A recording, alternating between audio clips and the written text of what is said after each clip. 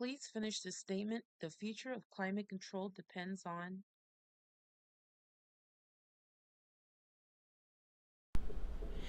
The future of climate change is going to depend on people with wisdom. I do believe that the earth operates a certain way, and I believe that you have to follow the way that it operates instead of you trying to make it operate the way that you want it to. Because when you do that, you start to mess up the elements of the earth. So that's just like me. If I walk into your life and your DNA is made a certain kind of way and I start trying to tweak things, I begin to mess up who your design is. You understand what I'm saying? So I believe that we need to experiment and we need to learn, but we also need to have wisdom toward the earth, because it's not just us as humans, but the earth exists as a whole. So I believe if you respect the earth and you follow the wisdom of the earth is not going to lead you wrong. You don't sit and try to do things that would take the earth off balance.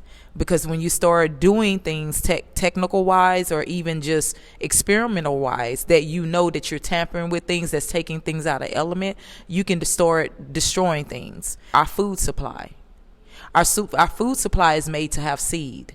So when you start changing the elements of that, you change the health of humanity.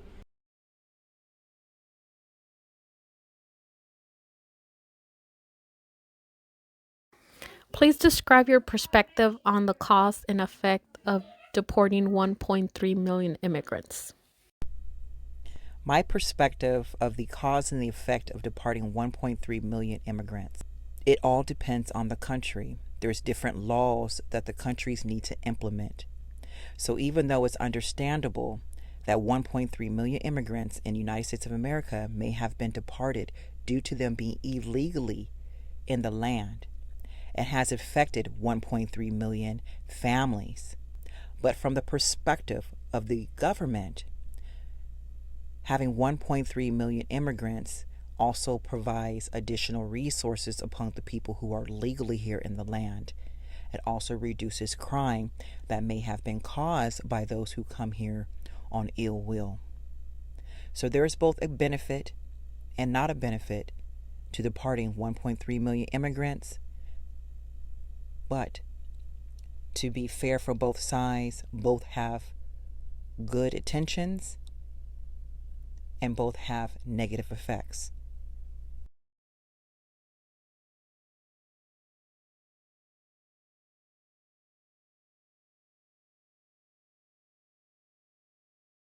What is your outlook on education?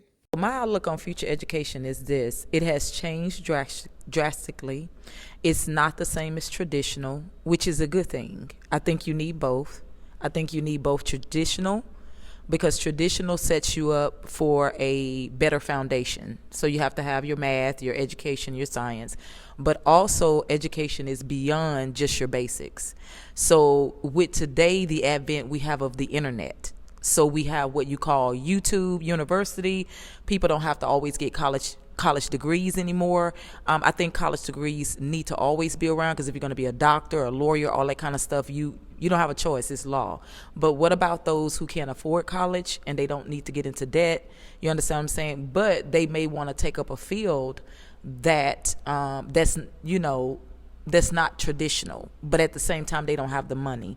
Well, today's society has paved the way for that.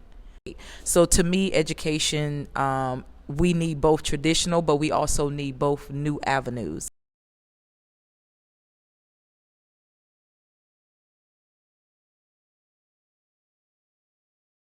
Please give your viewpoint on Elon Musk robots and obstacles that need to be addressed regarding security and safety protocol. My viewpoint on the Elon Musk robots and the obstacles that need to be addressed regarding security and safety protocol. In general, anything dealing with robots has security and safety issues, challenges, obstacles that need to have something in place of who monitors the robots. Who makes sure the robots are staying within their protocol, within their systems that they are set up to be? What systems are in place to make sure that they don't override those things that may cause harm to the people or to whatever environment that they are placed in to provide a service for. With some of the robots, such as the humanoid ones, the ones that are he's providing to stay in the homes, that's another issue of safety, I think, that needs to be addressed when they're around families and around children, and there's no other type of authority such as police or anyone trained to be there to help. If these robots were to have some type of malfunction, that becomes a safety issue, a security issue. I think that robots are also beneficial, but the humans need to be trained on how to go about maneuvering security and safety issues if a robot was to have a malfunction, and how would that assist that human who bought that robot with refunds or training or updates so that it can be a less of an issue pertaining to safety and security.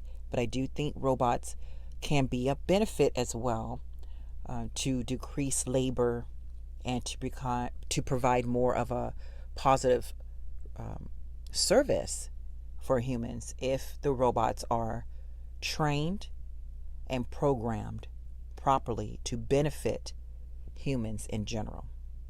That's my input.